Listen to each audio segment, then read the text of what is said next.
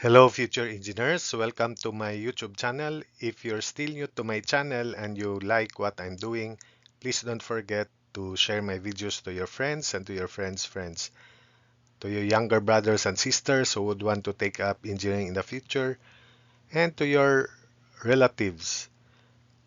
That's one way you can keep me going, inspired, and refreshed.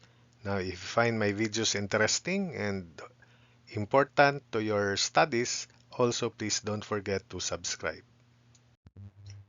Hello, future engineers, subscribers, viewers, and students. Here are another two problems in calculus. I hope that through these problems, your knowledge in calculus will increase, particularly on the interpretation of the derivative and the sketching of graphs of functions. If you want to anticipate the solution to this problem, you may do so by pausing the video. So here we go. Sketch the graph of f and f prime. Determine f prime by the derivative formula. So there are only two exercises here. We have part A, f of x equals square root of 6 minus x. And based on experience, this graph is the upper half of the parabola that is open to the left. But we'll sketch the graph by point plotting. For those who are not yet familiar, but as calculus students, you should be able to identify the graph and from there sketch the graph.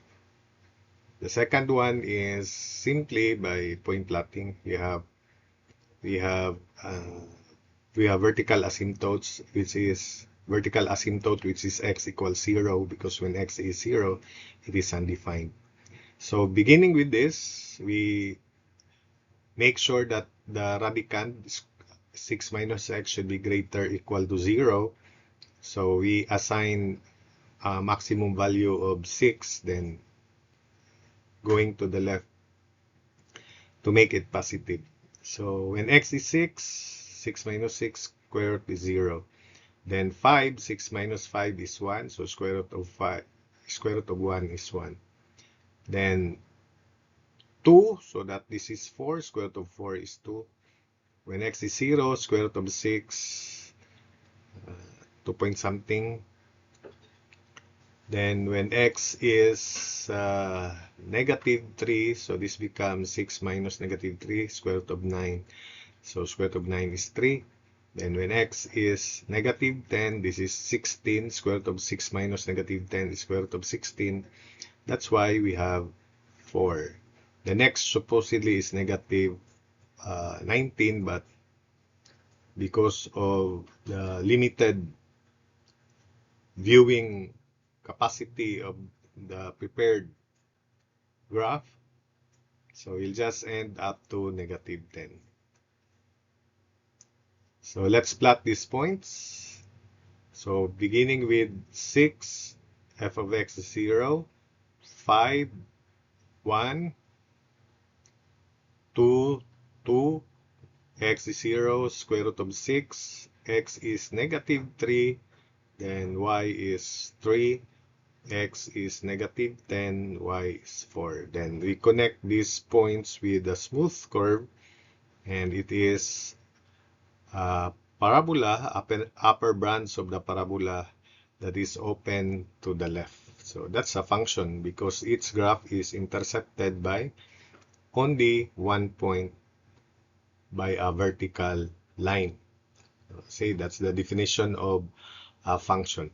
Now, for its derivative, so the derivative is, this is square root of u. The derivative of square root of u is derivative of u with respect to x, where u is 6 minus x, all over 2 square root of u. So we have derivative of 6 minus x with respect to x is negative 1 all over 2 square root of u. So this is f of x prime. Then this time, x is 6 is a vertical asymptote because the radical square root of 6 minus x, 6 minus x, square root of quantity 6 minus x is the denominator of this f prime of x, and it cannot be 0 because it will be undefined. So we then plot except 0, take except 6, it is infinity. In particular, just to the left of 6, it is positive infinity, so it is almost vertical here. Just to the right, it will be undefined, so there's no graph of f prime of x just to the right of 6. So when x is 5, this is 1, so negative 1 half, or negative 0.5. When x is 5, then negative 0.5. When x is 2, then this is negative 1 over 2 times 2, so negative 1/4 or negative 0.25. When x is negative 3, then we have negative 1/6, so it's very close to 0, but still negative.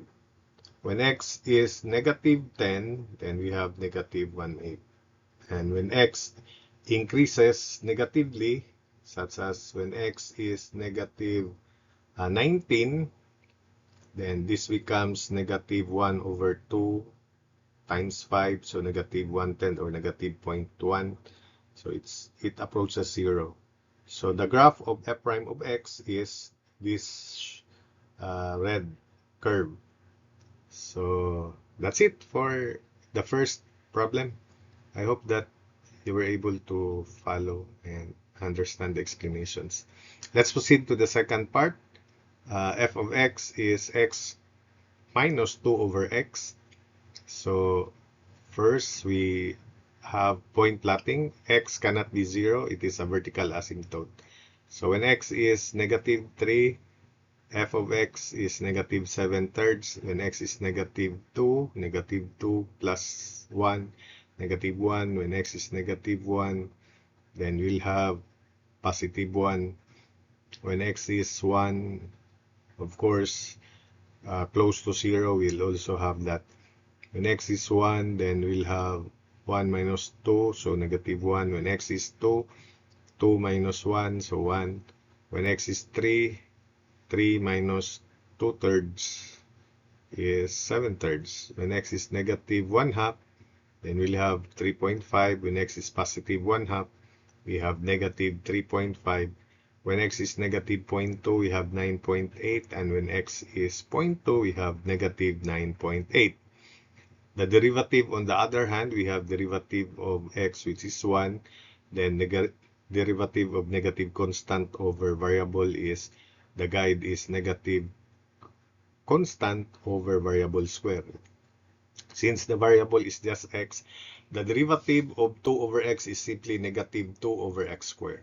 Or you may transform this into 2x to the negative 1 power form, then apply power formula. The derivative would be the same. So that's why we have 1 minus f prime of x. 1 minus the derivative of 2 over x is negative constant, negative 2 over x squared. So it becomes 1 plus 2 over x squared, wherein x equals 0 is still a vertical asymptote for the graph of f prime of x. So the domain of both f of x and f prime of x will be the same. So this is for f of x. We have negative 3, so negative 7/3. Maybe we substitute negative 4 minus 2 over negative 4, negative, so that would be negative 3.5. Negative 3.5. So when x is 4, we have negative 3.4 minus 2 over negative 4. 4.5 rather. 4.5. Sorry, when x is negative 4, this is positive 1/2. Negative 3.5 when x is negative 4. Then when x is negative 2, we have negative 1, 2 comma, negative 2 comma, negative 1. When x is negative 1, then we have positive 1. When x is negative 1/2, 3.5. So that's 3.5. This is negative 3.5 also. The y-axis is graduated by 2's. Then when x is negative 0.2, we have 9.8. So then the y-axis is the vertical asymptote. So this is the graph, portion of the graph to the left of the y-axis. To the right of the y-axis, when x is, let us say, 0.01, y is negative infinity. Then when x is positive 0.2, we have negative 9.8. Then when x is 1/2, negative 3.5. X is 1, negative 1. When x is 2, we have positive 1. When x is 3, we have 7/3. And when x is 4, 4 minus 2 over 4, so supposedly 3.5.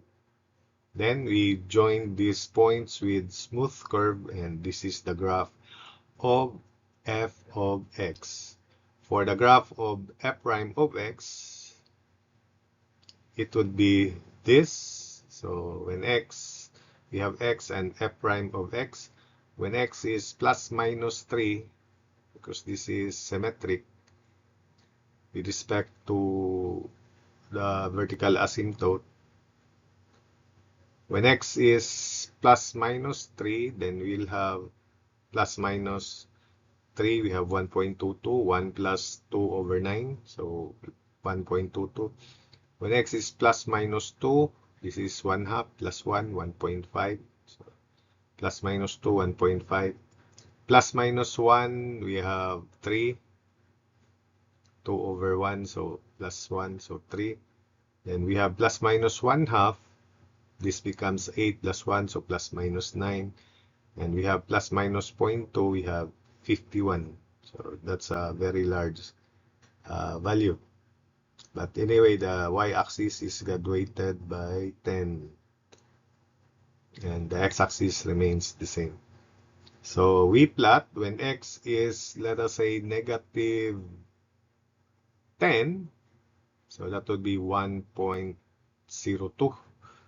So it approaches 0 here when x increases without bound negatively. Same is true to the right. So take note that the graph is symmetric with respect to the vertical asymptote, which is the y-axis. When x is plus minus 2, we have 1.5. So that's approximately 1.5, 1.5.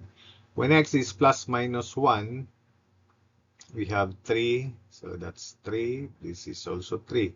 When x is plus minus 1/2, we have 9, so that's 9, that's 9 also. Then when x is plus minus 0.2, we have 51, 51. And so on and so forth. When x is very close to 0, plus minus, let us say 0.01, then we have y is plus minus positive infinity. So the graph looks like that. And that's it for this video. I hope that you were able to understand and follow the explanations. We just have techniques of graphing by point plotting.